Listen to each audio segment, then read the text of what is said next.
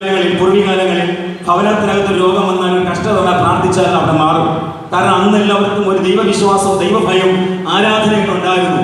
അവർ വിശ്വാസത്തോടെ പ്രാർത്ഥിച്ചാൽ കണ്ണുനീരോടെ പ്രാർത്ഥിക്കും, വിശ്വാസത്തോടെ പ്രാർത്ഥിക്കും. ഇന്ന് പ്രാർത്ഥിച്ചാൽ എത്ര പേർക്കാണ് കണ്ണുനീര് വരുന്നത്? എത്ര പേര് വിശ്വാസത്തോടെ പ്രാർത്ഥിക്കുന്നു? ചടങ്ങിനൊക്കെ എല്ലാ കാര്യങ്ങളും നിർവഹിക്കുന്നുണ്ട്. എല്ലാ ആരാധനകൾ ചടങ്ങായി മാറുന്നു.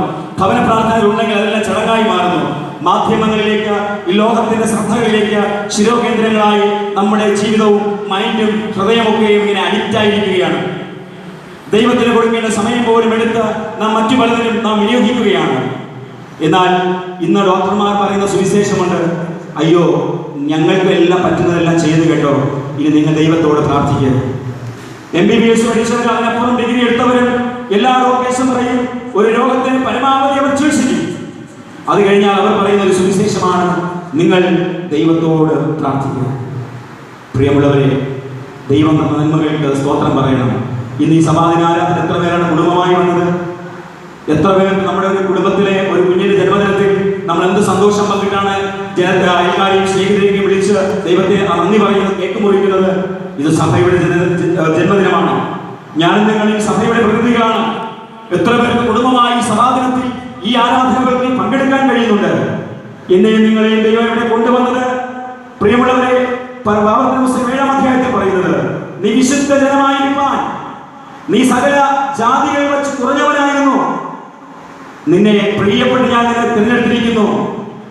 നീ മുൻപേ ജനമല്ലാതിരുന്നു, നിന്നെ ഇന്ന് ജനമാക്കി തീർത്തിരിക്കുകയാണ്. ദൈവം നിന്നെ രാജകീയ പുരോഹിത വർഗമാക്കി തീർത്തിരിക്കുകയാണ്, സ്വന്തം മക്കളാക്കി തീർത്തിരിക്കുകയാണ്. ഞാൻ എൻ്റെ ജീവിതത്തിന് കഴിഞ്ഞ നാളുകളെ കുറിച്ച് പറയാറുണ്ട്. ഞാൻ പറഞ്ഞല്ലോ, എൻ്റെ എൻ്റെ കുടുംബത്തിൽ ഞാനൊരു ദാരിദ്ര്യത്തിലൂടെയൊക്കെ വളർന്നു വന്ന വ്യക്തിയാണ്. ഒരു ശോചനീയമായ ഭവനത്തിൽ ഞങ്ങൾ 4 മക്കൾ വളർന്നവരാണ്. ആ നാളിൽ എൻ്റെ അമ്മ ഒരു അക്രൈസ്തവ കുടുംബത്തിൽ നിന്ന് ഒരു രൂപാന്തരപ്പെട്ട് മനസ്സാന്തരപ്പെട്ട് മടങ്ങി വന്ന ഒരു അമ്മയാണ്. പക്ഷെ ആ അമ്മയുടെ പ്രാർത്ഥന ഏറ്റവും അനുഗ്രഹമായി തീർന്നു ഞങ്ങളുടെ 4 മക്കൾക്ക്. അന്ന് ദാരിദ്ര്യം നിറഞ്ഞ കാലഘട്ടത്ത് എൻ്റെ അമ്മ പറയും, ഈ 3 മക്കളെയും പഠിപ്പിച്ച് 10ാം ക്ലാസ് വരെ പഠിപ്പിച്ച്, ഞങ്ങൾ 3 ആൺമക്കളാണ്, മൂത്തത് ചേച്ചിയാണ്. 3 പേരെ 10ാം ക്ലാസ് വരെ പഠിപ്പിച്ച് ജോലിക്ക് വിടണം, കൂലിവേലയ്ക്ക് വിടണം. പക്ഷേ എൻ്റെ പപ്പ പറയും, ഇല്ല, അവർ പഠിക്കുന്നവരെ കഷ്ടപ്പെട്ട് പഠിപ്പിക്കാം, അവരുടെയെങ്കിലും എന്തുമെങ്കിലും എത്തട്ടെ. പക്ഷേ അമ്മയുടെ രാത്രികാലങ്ങളുടെ പ്രാർത്ഥനകളൊക്കെ ഞാൻ കേട്ടിട്ടുണ്ട്.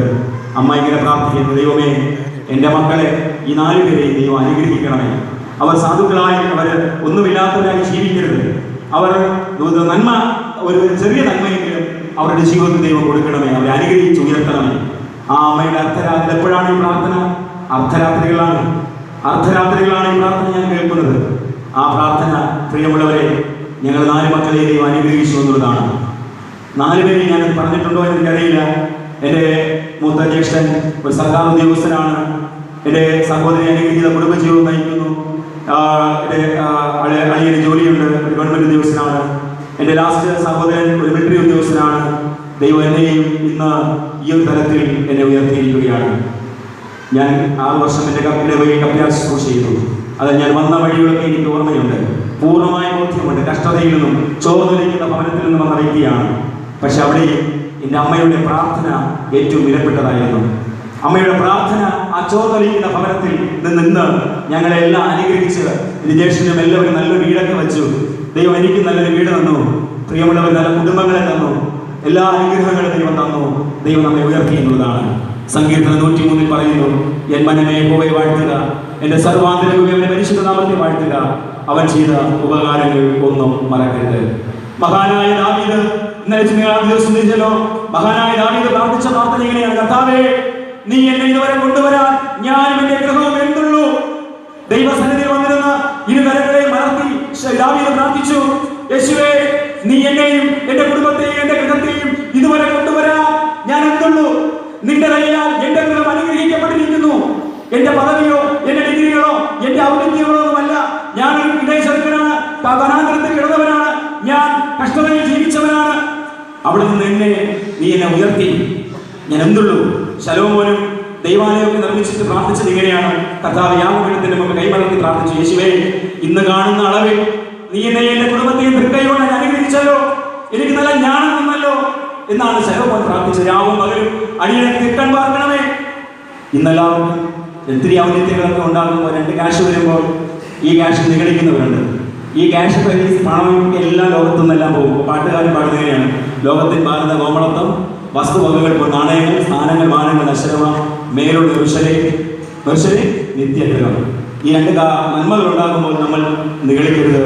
ദൈവത്തിന് സ്തോത്രം പറയണം. യേശുവേ, ഇതുപോലെ നന്മകളില്ലാത്തവരുണ്ട്, ഇതുപോലെ ഭക്ഷിക്കാൻ ഭക്ഷണമില്ലാത്തവരുണ്ട്, വീടില്ലാതെ കടവരാന്തകളിൽ അന്തി ഉറങ്ങുന്നവരുണ്ട്, നല്ല ഒരു വസ്ത്രത്തിന് മറുവസ്ത്രം മാറി കൊടുക്കുവാൻ ഇന്നുമില്ലാത്ത അനേക ദേശങ്ങളുണ്ട്, ദേശത്തെ പട്ടിണി കോലങ്ങളുണ്ട്.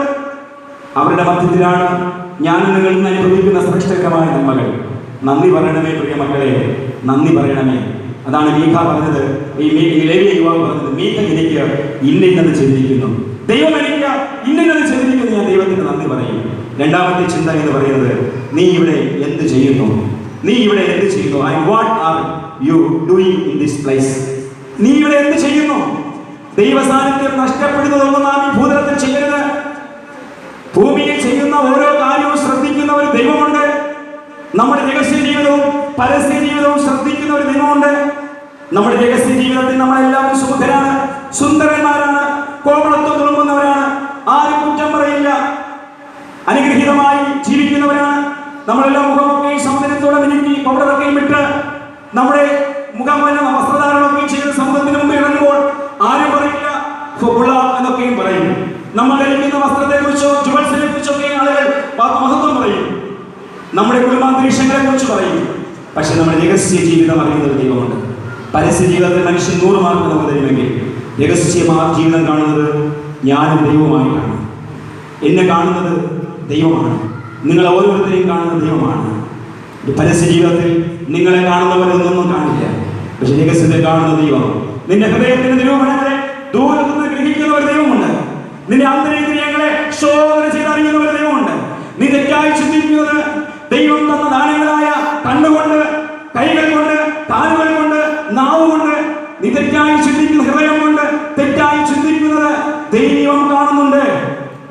രഹസ്യത്തിൽ കാണുന്ന ദൈവം നമുക്ക് എത്ര മാർക്കിടും പ്രിയമുള്ളവരെ? എത്ര മാർക്കിടും? നാം ഈ ഭൂമിയിലെല്ലാം ചെയ്തു, വീട് വെച്ചെല്ലാം ചെയ്തു, പക്ഷേ ദൈവത്തോട് കൂടെ ഇരിക്കാൻ നാം എന്തെങ്കിലും ചെയ്തിട്ടുണ്ടോ? എന്തെങ്കിലും നമ്മൾ ചെയ്യുന്നുണ്ടോ? നമ്മൾ എന്തെങ്കിലും ചെയ്യാൻ തയ്യാറാവുന്നുണ്ടോ? ഒന്നുകൂടി ഞാൻ ഓർമ്മപ്പെടുത്തട്ടെ, നമ്മുടെ സ്ഥിരം ഈ ആരാധനാക്രമത്തിൽ അല്ലാവ പ്രാർത്ഥനയുണ്ട്. നമ്മൾ എല്ലാ ദിവസവും ചിലപ്പോൾ അത് പറയുമായിരിക്കാം. ഞങ്ങൾ ചെയ്യരുതാത്തത് എന്താണ്? നമ്മൾ ചെയ്യേണ്ടത് ചെയ്യാതെ, ചെയ്യരുതാത്തത് ചെയ്തിരിക്കുന്നു. ചെയ്യേണ്ടത് ചെയ്യാതെ ഞങ്ങൾ സൗഖ്യമില്ല. എന്നെയും നിങ്ങളെയും ദൈവം ഇവിടെ ആക്കിയിരിക്കുന്നത്, ഇവിടെ ഈ ലേവ്യ യുവാവ് പറയുന്നു, ഇവിടെ എന്നെ ഞാൻ അവന്റെ പുരോഹിതനാകുന്നു. അപ്പൊ ഞാൻ നിങ്ങളിവിടെ ചെയ്യേണ്ടത് എന്താ ചെയ്യേണ്ടത്? കർത്താവിന്റെ രാജകീയ പുരോഹിത വർഗമെന്ന് പറയുമ്പോൾ കർത്താവിന്റെ ശ്രേഷ്ഠ പുരോഹിതനാകണം. ഈ വചനം പ്രസംഗിക്കുന്നത് ഞാൻ മാത്രമല്ല പുരോഹിതൻ, ഇവിടെ ഇരിക്കുന്ന അച്ഛൻ മാത്രമല്ല, നിങ്ങളെല്ലാവരെയും ദൈവം രാജകീയ പുരോഹിത വർഗമായി വിളിച്ചിരിക്കുന്നു, വിശുദ്ധ വംശമായി വിളിച്ചിരിക്കുന്നു, സ്വന്തം മക്കളായി വിളിച്ചിരിക്കുന്നു. അതുകൊണ്ട് ഓർക്കണമേ, ഇവിടെ ലേവ്യ യുവാവും ഈ കടന്നു വന്ന 5 പേരോട് പറയുന്നത്, എന്നെ ദൈവം പുരോഹിതനായി ഈ മാഗീരിനെ അടുത്തിൽ നിയോഗിച്ചിരിക്കുന്നു. നാം ചെയ്യേണ്ടത്, നമുക്ക് ദൈവസമക്ഷം ഒരു പുരോഹിതനായി തീരുവാൻ കഴിയുന്നുണ്ടോ? അതിന് ഒരുപാട് കണ്ടീഷൻസ് ഉണ്ട് പ്രിയമുള്ളവരെ. നീ ഭൂമിയിൽ അഴിക്കുന്നത് സ്വർഗത്തിൽ അഴിഞ്ഞിരിക്കും, നീ ഭൂമിയിൽ കെട്ടുന്നത് സ്വർഗത്തിൽ കെട്ടപ്പെട്ടിരിക്കും. വേണ്ടുവണ്ണം ആരാധിക്കാൻ കഴിയുന്നുണ്ടോ? പ്രാർത്ഥിക്കാൻ കഴിയുന്നുണ്ടോ? ദൈവത്തെ ഭയപ്പെടാൻ കഴിയുന്നുണ്ടോ? പ്രിയമുള്ളവരെ, ചെയ്യരുത് ചെയ്യരുത്, അരുതാത്തത് ചെയ്യരുത്. ചെയ്യേണ്ടത് മാത്രമേ നാം ഈ ഭൂമിയിൽ ചെയ്യാവൂ. ഒരു ജന്മം, ഒരേ ഒരു ജന്മം മാത്രമേ നമുക്ക് ഈ ഭൂതലത്തിലുള്ളൂ. ഭക്തൻ ഇങ്ങനെ പാടുന്നു, ഒരു ജന്മം, ഒരേ ഒരു ജന്മം ഈ ഭൂവിൽ എനിക്കു ദൈവം നൽകി. നാം നമ്മുടെ നെഞ്ചോട് കൈവച്ച് പറയുമ്പോൾ എനിക്ക് ദൈവം നൽകി, നാം മറ്റുള്ളവരിലേക്ക് ചൂടുമ്പോൾ നിനക്ക് ദൈവം നൽകി. അവിടെ നാം അതുകൊണ്ട് നമ്മുടെ നെഞ്ചോട് ചേർത്ത് വെച്ച് പാടണം, എനിക്ക് ദൈവം നൽകി. ദൈവഹിതത്തിൽ ജീവിച്ചാൽ ഈ ഭൂമിയിൽ ഈ ജീവിതം സൗഭാഗ്യസുന്ദരമായ ജീവിതം. പ്രിയമുള്ളവരെ, വചനം പറയുന്നു, ഒരുവൻ ശരീരത്തിലിരിക്കുമ്പോൾ ചെയ്തത് നല്ലതാകലും തീയതാകലും തക്ക പ്രതിഫലം പ്രാപിക്കും. ഞാനും നിങ്ങളും എന്ത് ചെയ്താലും അറിയുന്ന ഒരു ദൈവമുണ്ട്. അപ്പൻ അറിയുന്നില്ല യൗവന മക്കളെ, നമ്മുടെ തലമുറകൾ ഇത് ചെയ്തു കൂട്ടുന്നത്, തലമുറകൾ ചിന്തിക്കുന്നത് എന്റെ മാതാവോ പിതാവോ ഒന്നും അറിയുന്നില്ല. ഇതെല്ലാം രഹസ്യമല്ലേ? നിങ്ങൾ ചിന്തിക്കണം, എന്നെയും നിങ്ങളെ കാണുന്ന ഒരു ദൈവമുണ്ട്. എന്നെയും നിങ്ങളെ കാണുന്ന ഒരു ദൈവമുണ്ട്. ഇവിടെ ആദാമേ, നീ ഇവിടെ എന്ത് ചെയ്യുന്നു എന്ന ചോദ്യം ആദാമിനോട് ചോദിച്ചാൽ ആദാമിനോട് പറഞ്ഞത്, നീ തോട്ടം കാക്കാനും വേല ചെയ്യുവാനും വഴിയാക്കി. അവരപ്പുറമൊന്നും ദൈവനെ ഏൽപ്പിച്ചിട്ടില്ല. കാക്കുക, സംരക്ഷിക്കുക, വേല ചെയ്യുക. എന്നാൽ ആദാം അവിടെ എന്താ ചെയ്തത്? കണ്ട ആ ശോഭനമാർന്ന പഴത്തിൽ ഇഷ്ടപ്പെട്ട് അവൻ പാപം ചെയ്ത് തോട്ടത്തിൽ നിന്ന് പുറത്തായി. ഇത് ചെയ്യാനാണോ ഈ ആദാമിനെ മനോഹരമായ തോട്ടത്തിനുള്ളിലാക്കിയത്? ഈ കാണുന്ന പ്രപഞ്ചത്തിൽ എനിക്ക് നിങ്ങൾക്ക് നല്ല ഔന്നത്യങ്ങൾ നൽകി ഈ ഭൂതലത്തിലാക്കിയിരിക്കുന്നത് ഈ ലോകത്തിന്റെ ശത്രുവിനോടും ജയിക്കാനാണോ? നാം ദൈവത്തെ ജയിക്കണം, ദൈവഹിതം ജയിക്കണം. ശത്രുവിനോട് നമ്മൾ ശത്രുവിന്റെ ആയുധങ്ങളെ തകർക്കുവാൻ നമുക്ക് കഴിയണം. യുദാസിനോട് യുദാസേ, നീ ഇവിടെ എന്ത് ചെയ്യുന്നു ചോദിച്ചാൽ പണസഞ്ചി വീർപ്പിക്കാനുള്ള കാര്യങ്ങൾ അവൻ ചെയ്യുകയാണ്. എങ്ങനെ പണം സ്വരൂപിക്കും? ആരെ കൊന്നിട്ടും ആരെ ഒറ്റിക്കൊടുത്തും എങ്ങനെയും പണം എനിക്ക് സമ്പാദിക്കണം. പണമാണ് എന്റെ മുഖ്യ അജണ്ട, സ്ഥാനമാനമാണ് എന്റെ മുഖ്യ അജണ്ട, പദവികളാണ് എന്റെ മുഖ്യ അജണ്ട. യുദാസിനോട് ചോദിച്ചാൽ പറയും, എനിക്ക് പണസഞ്ചി നിറഞ്ഞാൽ മതി. ഇന്നും ഈ കാഴ്ചപ്പാടോടുകൂടി ജീവിക്കുന്നവർ അനേകരുണ്ട്. നിങ്ങൾ ആരുമല്ല. ലോകസഹജമായി ഞാൻ കാണുമ്പോൾ പണത്തിന് വേണ്ടി എന്തും എത്ര സ്വരൂപിച്ചിട്ടും തൃപ്തി വരുന്നില്ല, എത്ര വാരിക്കൂട്ടിയിട്ടും തൃപ്തി വരുന്നില്ല. ലക്ഷങ്ങൾ സാലറി ഉണ്ടായിട്ടും മറ്റുള്ളവരെ കബളിപ്പിച്ച് വഞ്ചിച്ച് കൈക്കൂലി വാങ്ങി സമ്പത്തുണ്ടാക്കുവാൻ ശ്രമിക്കുന്നവർ ഇന്ന് ഈ ഭൂതലത്തിലുണ്ട്. ഉയർന്നുവരുന്ന പദവികളിൽ ഇരിക്കുന്നവർ നിസ്സാരമായി സാധുക്കളെ ചൂഷണം ചെയ്യുകയാണ്. ഈദാസിനോട് ചോദിച്ച് ഈദാസ് പറഞ്ഞു, എന്റെ പണസഞ്ചി നിറഞ്ഞു. ഈതൊരു ചിന്തയിലാണ് നമുക്ക് വേണ്ടത്. കർത്താവേ, ഞാൻ നിന്റെ ശിഷ്യനാകാൻ ആഗ്രഹിക്കുന്നപ്പ, നിന്റെ പുരോഹിതനാകാൻ ആഗ്രഹിക്കുന്നപ്പ എന്ന് എത്ര പേർക്ക് പറയാൻ കഴിയും? കുഞ്ഞുമക്കളെ, നിങ്ങൾക്ക് എത്ര പേർക്ക് അപ്പ ഞാൻ അങ്ങയുടെ ഒരു പൈതലാകാൻ ആഗ്രഹിക്കുന്നു എന്ന് എത്ര പേർക്ക് പറയാൻ കഴിയും?